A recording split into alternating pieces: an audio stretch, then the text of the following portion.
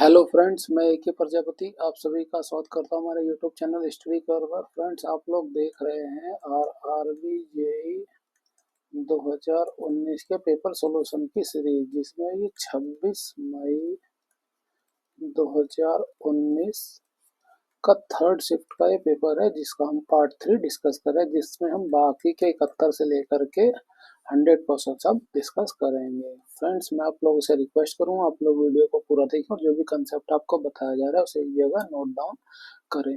ठीक है। इसके अलावा हमने एलपी के भी कई सेट्स का सोल्यूशन अपलोड किया हुआ है, आप जाके उसको भी देख सकते हैं। इस वीडियो की पीडीएफ के लिए आप हमारे टेलीग्राम चैनल को भी ज्वाइन कर सकते हैं।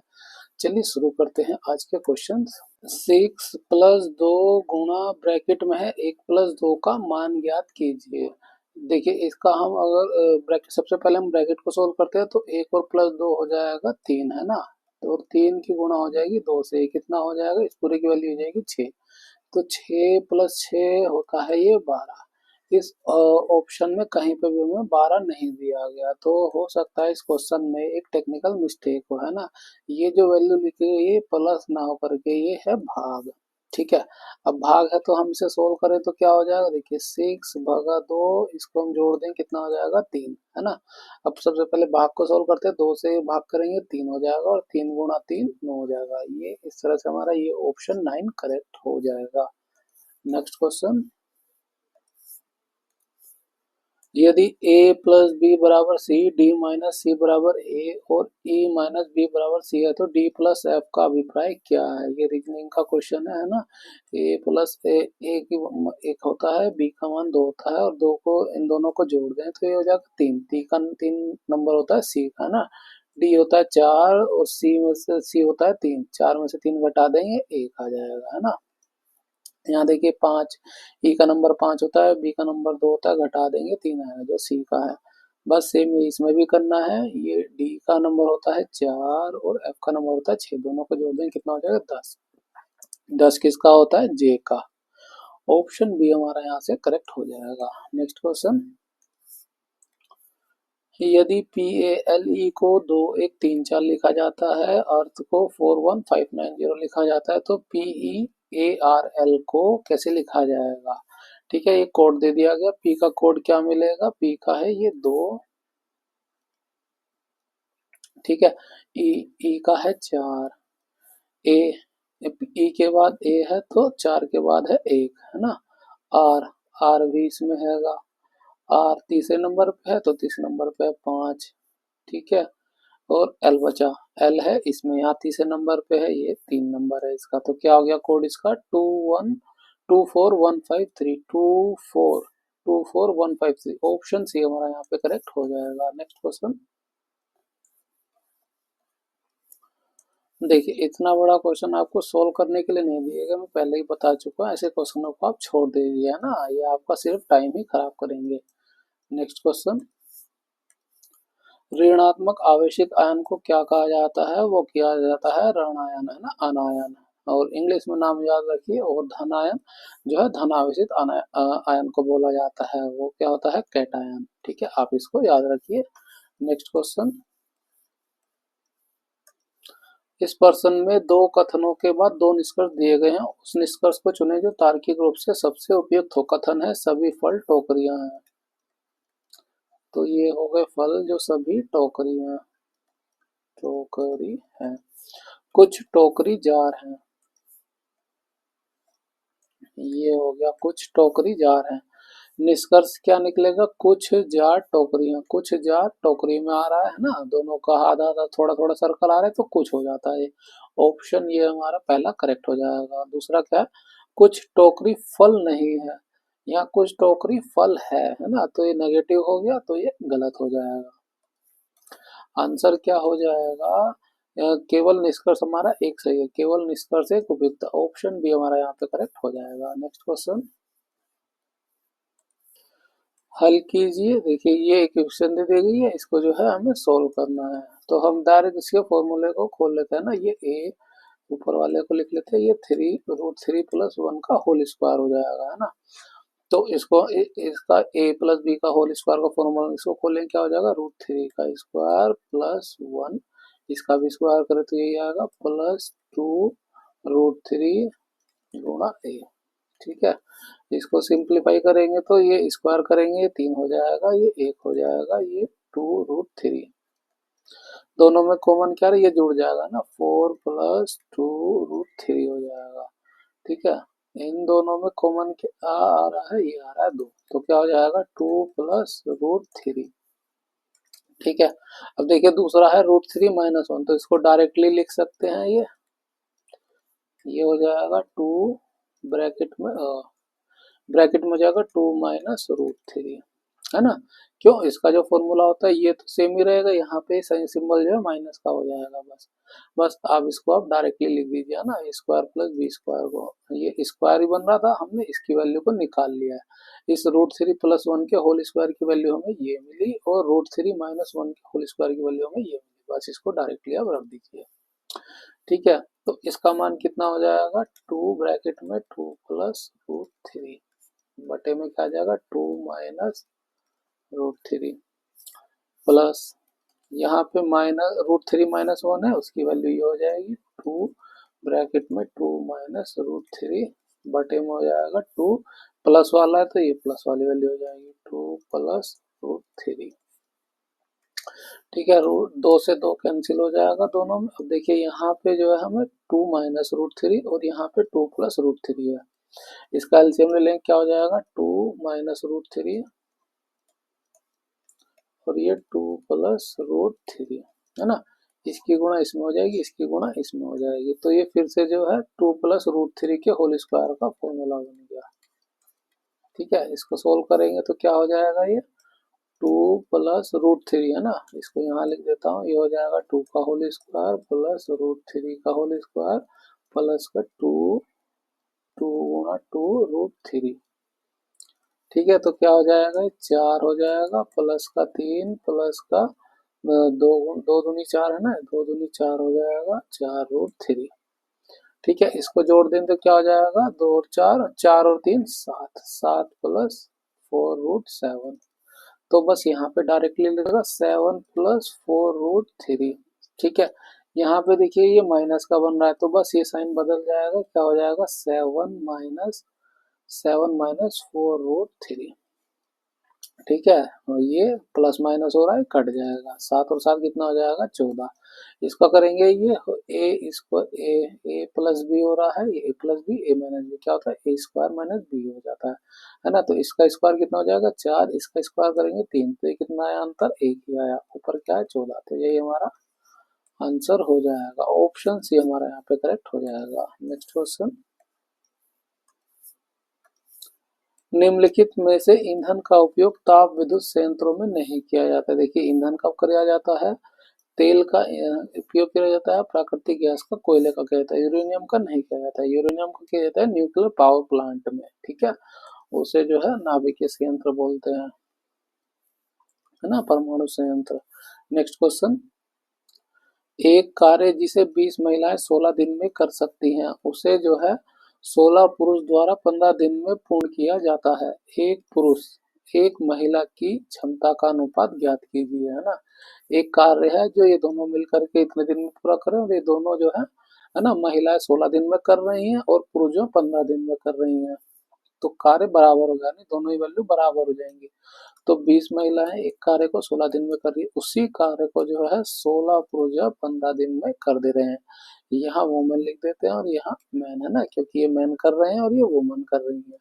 बस इन दोनों के जो है पुरुष का, एक पुरुष और एक महिला का अनुपात निकालना, तो ये मैन हो गया, मैन को इधर लिख लेंगे, डब्ल्यू को भी इधर लेंगे, ये पूरी वैल्यू इधर आ जाएगी, है ना, 20 × 16 बटे 16 × 15, 16 से 16 कट जाएगा। ठीक है, 5 से 3 बार में चला जाएगा और 4 बार में चला जाएगा, तो रेशो क्या है 4:3। आंसर क्या हो जाएगा, ऑप्शन ए हमारा यहाँ पे करेक्ट हो जाएगा। Next question, P Q R मिलकर एक काम को पूरा करते हैं, एक काम को पूरा कर रहे हैं, यानी कि दिन जो है वो बराबर लगा रहे हैं। ठीक है, पी और क्यू 70% काम खत्म करते हैं, है ना, तो पी प्लस क्यू जो है 70% काम खत्म कर देते हैं। 70% टोटल वर्क का वो 70% काम को खत्म कर रहे हैं। देखिए पी और क्यू जो है तीनों मिलके कर रहे हैं, तो उसमें पी और क्यू जो 70% कर दे रहे हैं, तो आर कितना कर रहा है, आर कर रहा है 30% टोटल वर्क का। ठीक है, जबकि क्यू और आर 50% काम को खत्म कर रहे हैं। अब कह रहा है कि क्यू प्लस आर जो है 50% काम खत्म कर रहे हैं टोटल वर्क का। ठीक है, यदि वे अकेले काम करते हैं तो सबसे पहले कौन काम को पूरा करेगा। अब देखिए दिन तो सबने बराबर है, यानी जो वैल्यू जिसकी ज्यादा निकलेगी वही उसकी एफिशिएंसी हो जाएगी, जिसकी एफिशिएंसी ज्यादा वही काम को जल्दी खत्म करेगा। ठीक है, तो आर का तो देखिए मिल गया हमें 30% काम खत्म कर रहा है, आर का इसमें रख देंगे, ये दोनों मिलके 50% करे तो क्यू का कितना आ जाएगा, क्यू का आ जाएगा 50 में से 30 घटा देंगे 20% टोटल वर्क का।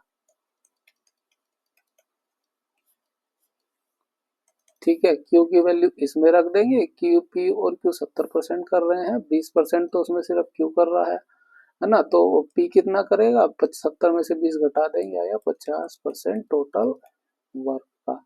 तो सबसे ज्यादा काम किसने किया, पी ने। ऑप्शन बी हमारा यहाँ पे करेक्ट हो जाएगा, क्योंकि दिन सबने समान ही लगाए हैं काम को खत्म करने में। नेक्स्ट क्वेश्चन, निम्नलिखित में से कौन सी एक प्रजनन कोशिका है, वो है युग्मक। डब्ल्यूबीसी क्या है, ये हमारी प्रतिरक्षा प्रणाली है। और आरबीसी क्या है, आरबीसी जो है लंग से जो है ऑक्सीजन को लेकर के पूरी बॉडी में ले जाती है। ठीक है, ये काम करती है। लिम्फोसाइट्स क्या है, ये और डब्ल्यूबीसी का ही एक सब पार्ट है। ठीक है, ये इन्फेक्शन के खिलाफ लड़ती है। नेक्स्ट क्वेश्चन, दो संख्याएं 1365 से भिन्न होती हैं। ठीक है, बड़ी संख्या को छोटी संख्या से विभाजित करने पर भागफल और शेषफल क्रम से 6 और 15 प्राप्त होता है। बड़ी संख्या ज्ञात कीजिए। बड़ी संख्या को छोटी संख्या से, है ना, मान लिया कि बड़ी संख्या है वो y, छोटी संख्या है x, है ना। अब जो है इसको विभाजित करें तो भागफल कितना आ रहा है, 6, है ना, ये 6 दिया है भागफल और शेषफल दिया है 15।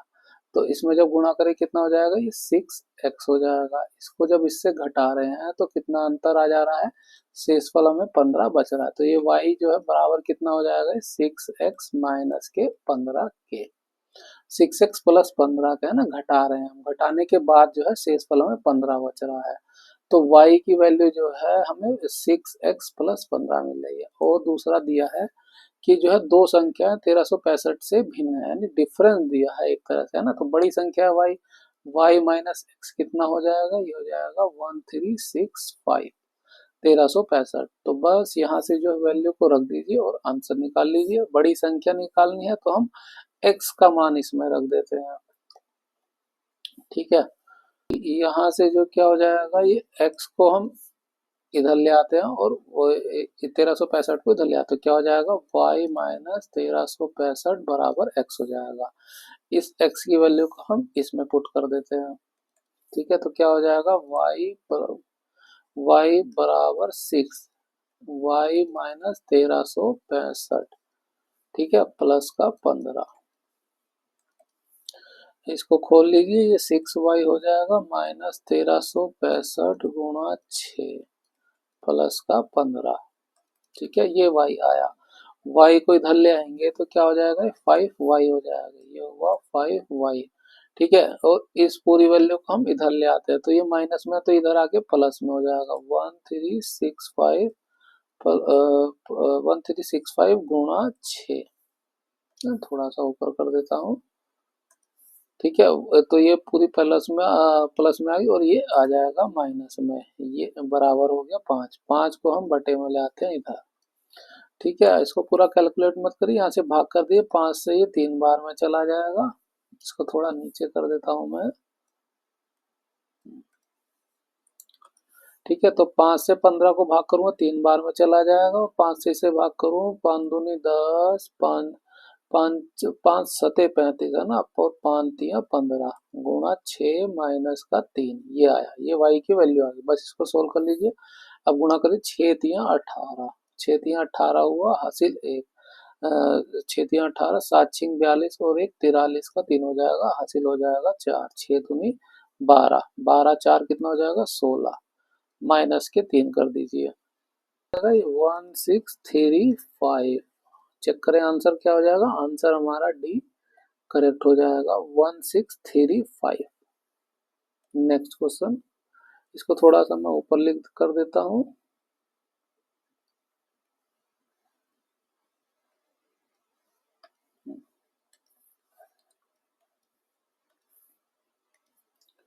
एक शंकु की ऊंचाई 12 सेंटीमीटर है और इसके आधार की त्रिज्या 8 सेंटीमीटर। इसे पिघलाकर एक गोले में बदला जाता है, उस गोले की त्रिज्या ज्ञात कीजिए। देखिए, जब एक शेप को दूसरी शेप में बदला जाता है ना, तो पिघलाकर बदला जाए तो उसका आयतन जो है हमेशा फिक्स रहता है ना, वो चेंज नहीं होता है ना, बराबर रहता है। कहने का मतलब है वो चेंज कभी नहीं होता है। ठीक है, तो यहाँ शंकु दिया है, शंकु, ये हो गया शंकु। ठीक है, जिसकी ऊंचाई दे दी है 32 सेंटीमीटर और त्रिज्या दे दी है 8 सेंटीमीटर। ठीक है, इसको पिघलाकर एक गोला बना दिया जा रहा है जिसकी हमें त्रिज्या निकालनी है, ये कितनी है। तो दोनों ही केस में जो है वॉल्यूम बराबर रहेगा, तो बस यहाँ लिख देते हैं। शंकु का आयतन का फॉर्मूला क्या होता है, 1/3 पाई आर स्क्वायर एच, और गोले का फॉर्मूला कितना, 4/3 पाई आर की क्यूब, है ना। इसको हम आर डैश लिख देते हैं। ठीक है, तो 3 से 3 कट जाएगा, पाई से पाई कट जाएगा, है ना। आर आर कितना दिया हमें, 8 दिया हुआ है, 8 गुणा 8, एच कितना है, 32 है। ठीक है, बराबर है 4। हमें आर को ही निकालना है, आर डैश को ही। तो ये 8 गुणा 8 है। ठीक है, 4 से इसे भाग करें, ये 8 हो जाएगा। ठीक है, अब इस हम क्यूब को इधर ले आएंगे तो ये घनमूल हो जाएगा, और घनमूल में 3 8 आ रहे हैं तो 1 8 हो जाएगा, तो आर की वैल्यू होगी 8। ऑप्शन डी हमारा करेक्ट हो जाएगा यहाँ से। नेक्स्ट क्वेश्चन, निम्नलिखित में से कौन सा शहर 24x7 ultra low emission zone launch करने वाला पहला शहर बन गया, जिसके अंदर वाहनों को उत्सर्जन मानकों को पूरा करना होगा या फिर लगाए गए शुल्क को बर्दाश्त करना होगा, वो है लंदन। अब ये पुराना क्वेश्चन हो गया। नेक्स्ट क्वेश्चन, एक बेटे की वर्तमान आयु उसकी माँ की आयु की 2/5 है। देखिए, ये तो आपको पता ही होगा कि अगर ऐसे सिंपलीफाई भी ना करे तो पता है आपको माँ की आयु ज्यादा ही होगी, है ना। तो माँ की आयु हो जाएगी नीचे वाली वैल्यू और बेटे की हो जाएगी ऊपर वाली आयु। तो हम लिख लेते हैं यहाँ सन और मदर, है ना। तो सन के रेशो कितना हो जाएगा, 2 हो जाएगा, और मदर का हो जाएगा 5। वर्तमान आयु हो गई, यहाँ लिख दें वर्तमान। 8 वर्ष बाद, तो यहाँ से 8 साल बाद क्या होगा कि उसकी माँ की आयु की आधी रह जाएगी, है ना। तो माँ की आयु का रेशो 2 हो जाए तो उसकी आधी उसकी बेटे की रह जाएगी, तो ये हो गया 1। ठीक है, तो पूछा उसकी माँ की वर्तमान आयु कितनी है, हमें ये निकालना है। तो बस इसको सोल्व कर लीजिए, रेशो से ही कर लेते हैं इसे डायरेक्ट। क्या होगा, देखिए इसका अंतर लें तो 2 में से 1 घटाएंगे, यहाँ पे आएगा 1, और 5 में से 2 घटाएंगे 3। जब अंतर ये डिफरेंस आए तो पहले तो ये इस अंतर को आप बैलेंस कीजिए, है ना। तो यहाँ कैसे करेंगे, यहाँ से डिफरेंस लीजिए, यहाँ से आएगा 3 का डिफरेंस, यहाँ आएगा 1 का डिफरेंस। ठीक है, इस 1 की गुणा इधर हो जाएगी और इस 3 की गुणा नीचे हो जाएगी। 1 की गुणा करेंगे तो ये 1 ही रहेगा, है ना, रेशो यही रहेगा। 2/5 का 3 की गुणा कर देंगे तो 3/6 हो जाएगा। अब अंतर कितना आया, 1 का, है ना। ये 1 रेशो का अंतर कितने समय में, 8 साल में आया। पूछा गया है माँ की वर्तमान आयु कितनी है ना। तो माँ की, ये सन का था, ये मदर का था, ये वर्तमान का था। ठीक है ना, और ये 8 साल बाद का था। तो माँ की वर्तमान आयु का रेशो था 5, है ना। 1 रेशो का हमें मिला 8, तो 8 से गुणा कर दीजिए, 8 पंचे 40। ऑप्शन ए हमारा यहाँ पे करेक्ट हो जाएगा। नेक्स्ट क्वेश्चन, निम्न में से किस भिन्न को और अधिक सरल नहीं किया जा सकता है। देखिए, इसको भाग करें तो 7 से 2 बार में चला जाएगा, और ये 3 से, तो ये तो सरल हो गया। यहाँ देखिए 43 है और ये 43 है, और 43 एक प्राइम नंबर है, तो ये तो डिविजिबल है नहीं। तो आंसर तो हमारा यही हो जाएगा। ठीक है, ऑप्शन ए ही करेक्ट हो जाएगा। बाकी को आप क्रॉस चेक कर सकते हैं अपने लिए, है ना। देखिए 6 से करें तो 6 तियां 18 हो जाएगा, 6 चौक 24, ये भी डिविजिबल हो गया।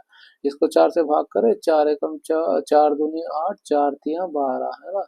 और 4 छिंग 24, तो ये भी डिविजिबल हो गया। इसको देखें, ये 41 से दुगना है 42 गया 82, तो ये 1/2 हो गया। बाकी सारे डिविजिबल हैं, ये एक नॉन डिविजिबल नंबर होगा, तो यही जो है आंसर हो जाएगा ऑप्शन ए। नेक्स्ट क्वेश्चन, पानी में निर्मित अम्लीय विलयन के विद्युत प्रवाहित होती है क्योंकि उसमें डैश उत्पन्न हो जाते हैं, वो है हाइड्रोजन आयन, है ना। इसको आप याद रखिए। नेक्स्ट क्वेश्चन, दिए गए विकल्प में से असंगत को चुने। अब देखिए सारे ये डिविजिबल नंबर है ना। 20 से भाग कर एक बार में, ये 4 बार में, और ये 2 बार में चला जाए, ये एक नॉन डिविजिबल नंबर है, तो ऑप्शन सी हमारा करेक्ट हो जाएगा, असंगत संख्या। नेक्स्ट क्वेश्चन, दो संख्याओं में से लैस है और मैस है क्रमशः 693 गुणा 11 है। एक संख्या दी है 99, दूसरी संख्या ज्ञात की है। देखिए इनके बीच रिलेशन होता है x1, है ना, यानी दोनों दो संख्याओं का गुणनफल एलसीएम गुणा एचसीएफ होता है। ठीक है, एक संख्या में दे दी है 99, दूसरी संख्या में निकालनी है। एलसीएम कितना है 693, एचसीएफ है 11। ठीक है, 11 से इसे भाग करेंगे 9 बार में चला जाएगा, 9 से इसे भाग करें तो 9 सते 63 हो जाएगा, और ये 43 बचेगा, तो 6 बचेगा, है ना। तो ये 9 सते 63 फिर से चला जाएगा। ऑप्शन जो है हमारा आंसर क्या हो जाएगा 77, ऑप्शन डी हमारा यहाँ पे करेक्ट हो जाएगा 77। नेक्स्ट क्वेश्चन, यदि एक निश्चित कोड भाषा में येलो को ये लिखा गया, उसी कोड भाषा में बॉर्डर को क्या लिखा जाएगा। यहाँ से सबके नंबर निकाल लेते हैं, है ना। y का होता है 25, e का 5, l का 12, फिर से l है 12, फिर है 15 और w का 23। x का कितना नंबर होता है, x का होता है 24, f का होता है 6, k का होता है 11, m का होता है 13, n का होता है 14 और x का होता है 24। ठीक है, यहाँ देखें तो यहाँ -1 हो रहा है, यहाँ पे देखें +1 हो रहा है, यहाँ पे -1, यहाँ पे प्लस का 1, यहाँ पे -1, यहाँ पे +1, तो हमें रिलेशन क्या मिला, एक बार -1, एक बार +1। तो यहाँ पे वही करते हैं, नंबर लिख लेते हैं सबके। बी का नंबर होता है 2, ओ का 15, आर का 18, डी का 4, ई का 5, आर का 18। तो पहली बार -1, फिर प्लस का 1, -1 -1 -1 तो 2 में से 1 घटाएंगे 1, 15 में जोड़ेंगे 16 और ये 17 हो जाएगा, 5 4 19।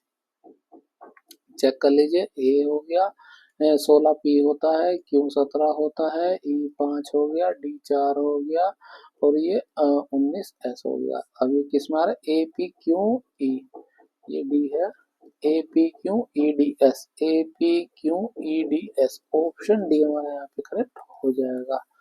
नेक्स्ट क्वेश्चन, बोहर की कक्षाओं को स्थिर क्यों कहा जाता है, क्योंकि जो है उसमें मौजूद नहीं, उसमें मौजूद इलेक्ट्रॉनों में निश्चित ऊर्जा होती है ना, इसलिए वो स्थिर है।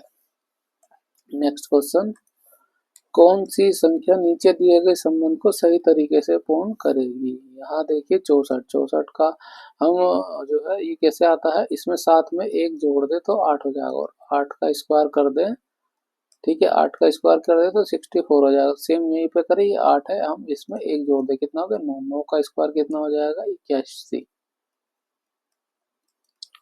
ऑप्शन ए हमारा यहाँ पे करेक्ट हो जाएगा।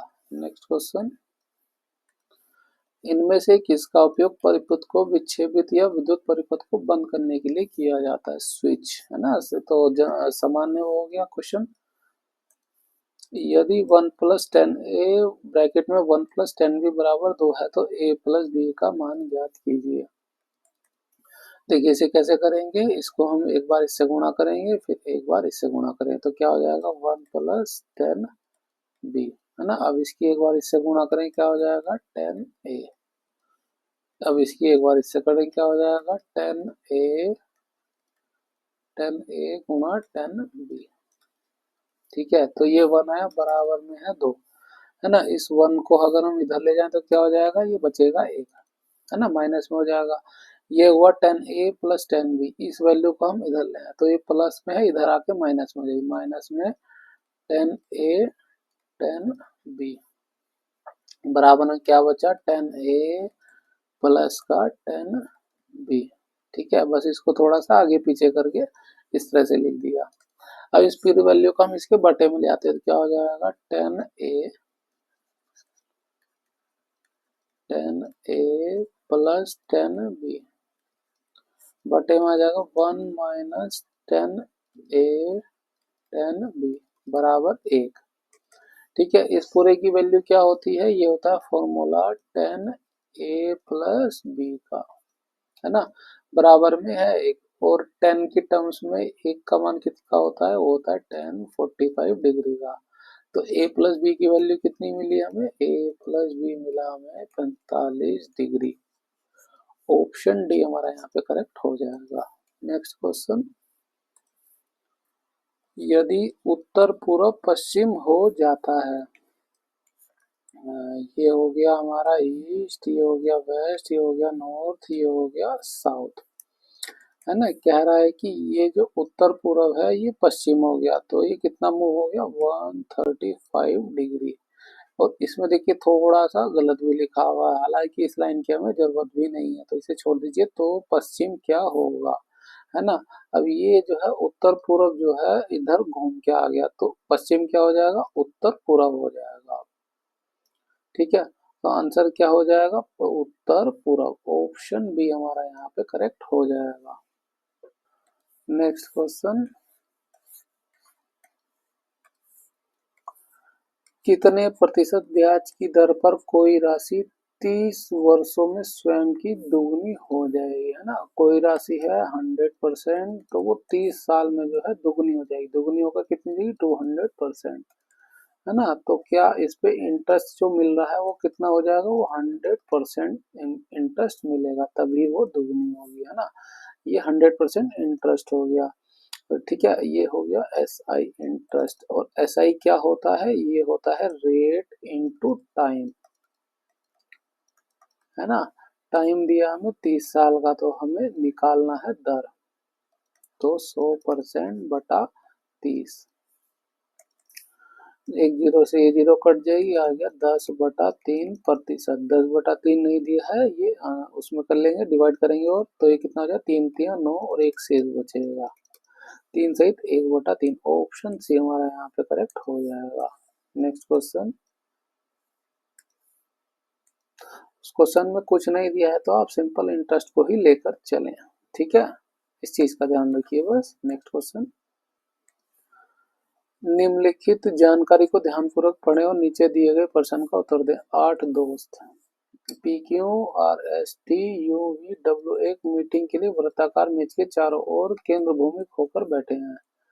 तो 8 दोस्त हैं, 1 2 3 4 5 6 7 और ये 8 हो गए। ठीक है, पी वी के दाईं ओर से दूसरे स्थान पर बैठा है, वी के दाईं ओर से दूसरे स्थान पर पी बैठा हुआ है, जो क्यू के दाईं ओर से तीसरे स्थान पर है। ये जो किसके लिए है ना, जो का मतलब हो गया इस वाई लाइन के लिए, तो वी के लिए क्या रहा है ना, वी क्यू के दाईं ओर से तीसरे स्थान पर बैठा है। तो क्यू को हम इधर बैठाएं तो उसका दाएं से पहला दूसरा तीसरा ही यहाँ पे हो गया वी। ठीक है, एस वी के यू के बाएं ओर से दूसरे स्थान पर बैठा, एस और यू का तो कुछ नहीं दिया, आगे पढ़ते हैं। फिर से जो आ गया, जो किसके लिए है, ये दूसरी वाले के लिए, है ना। तो यू वी और पी के बीच में बैठा है, तो वी और पी के बीच में ये आ गया यू। ठीक है, अब पहले वाली लाइन को पढ़ते हैं। एस यू के बाएं ओर, यू के बाएं ओर से दूसरे स्थान पर है, तो पहला ये हो गया, दूसरा ये हो गया ना, यू का बाया ये हो गया, दूसरे स्थान पर हो गया एस। आर जो है क्यू या टी के बगल में नहीं है। आर को कह रहा है कि क्यू या टी के बगल में नहीं है। ठीक है, देखिए यहाँ पे जो है 3 जगह खाली हैं, तो अगर क्यू के बगल ये हो जाएगा। ठीक है, तो हम आर को तो यहाँ बैठा ही नहीं सकते, आर बैठेगा यहाँ पे। ठीक है, तो यहाँ से हमारी पहली लाइन है, आर जो है क्यू के बगल में नहीं बैठा है। अब दूसरे के लिए भी कि आर जो है टी के बगल में नहीं बैठा, तो टी को हम यहाँ नहीं बैठा सकते है ना, वरना इसका बगल हो जाएगा, और उसके बगल में नहीं बैठा तो टी को हम इधर बैठाएंगे। तो इस तरह से ये दोनों ही स्टेटमेंट को सेटिस्फाई कर देगा। बचा कौन सा है इसमें से, बच गया है डब्लू। ठीक है, अब ये सारे के सारे हमने बैठा दिए टेबल पे। वी के दाईं ओर से तीसरे स्थान पर कौन बैठा है, वी कहाँ है, वी ये रहा, वी के दाएं दाएं ओर से तीसरे स्थान पर कौन बैठा है, ये बैठा है आर। ऑप्शन बी हमारा यहाँ पे करेक्ट हो जाएगा। नेक्स्ट क्वेश्चन,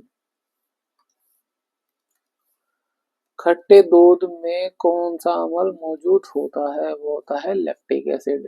एसिटिक एसिड किस में होता है, सिरके में, है ना। सिट्रिक एसिड किस में होता है, खट्टे फलों में।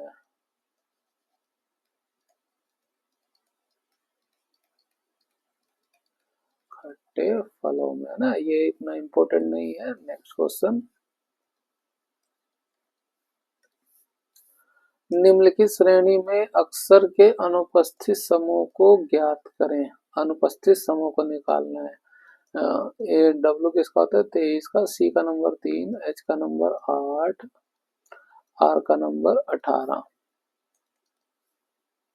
देखिए इसके साथ तो हमें रिलेशन नहीं मिलेगा, यहाँ पे देखिए 5 बढ़ रहा है ना, अगला भी 5 बढ़ा है और उसके बाद फिर से 5 बढ़ा है, तो ये 18 हो जाएगा। यानी कि ये बीच वाला नंबर जो है 8 5 13, है ना, 8 5 13 ये एम है ना। उस 13 में एम को, उस 13 में 5 और जोड़ दें तो हमें ये 18 मिल जाएगा। तो हमारा एम देखिए, एम केवल ऑप्शन एक ही है, तो यही हमारा आंसर हो जाएगा। नेक्स्ट क्वेश्चन, पी एक व्यवसाय में 3500 रुपए का निवेश करता है, 5 महीने बाद क्यू कुछ निवेश के साथ उसके साथ जुड़ता है। यदि क्यू को मिलने वाला लाभ पी के लाभ के 50% अधिक है। देखिए जब अधिक आ जाए तो यानी कि जो है 150% है ना, 100% में आप उस वैल्यू को जोड़ दीजिए, है ना। अधिक आ जाए बस 100% में इस जो भी दिया है उस वैल्यू को जोड़ दीजिए।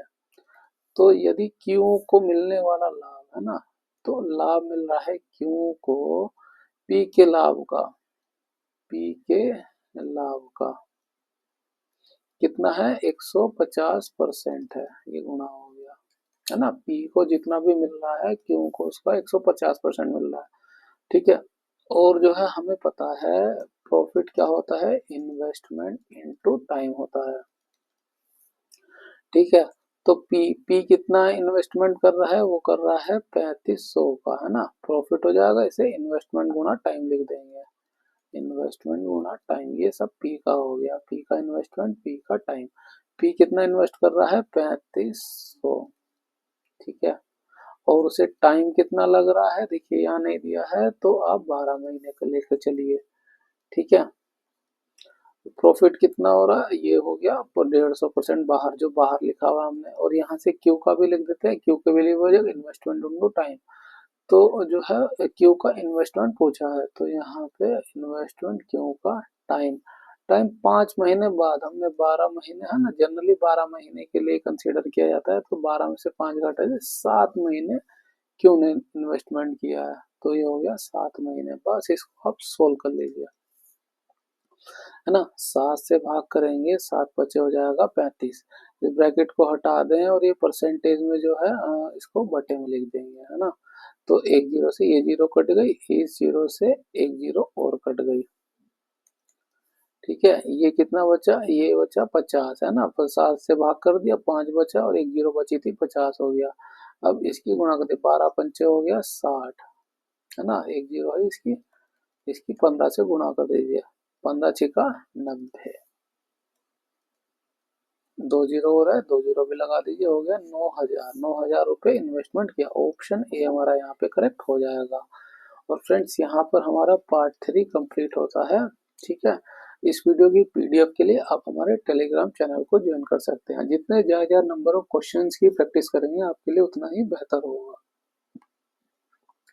अभी हाल ही में हुए एएलपी के क्वेश्चंस में प्रीवियस ईयर क्वेश्चंस को आपने देखा होगा कि बहुत सारे क्वेश्चंस रिपीट ही करे गए हैं, डायरेक्ट वही क्वेश्चन उसी डेटा के साथ पूछ लिया गया है ना। तो पुराने प्रीवियस ईयर क्वेश्चंस को ज्यादा प्रैक्टिस करिए।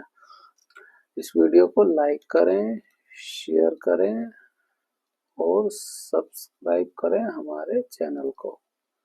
मिलते हैं आपसे अगली वीडियो में। Thank you.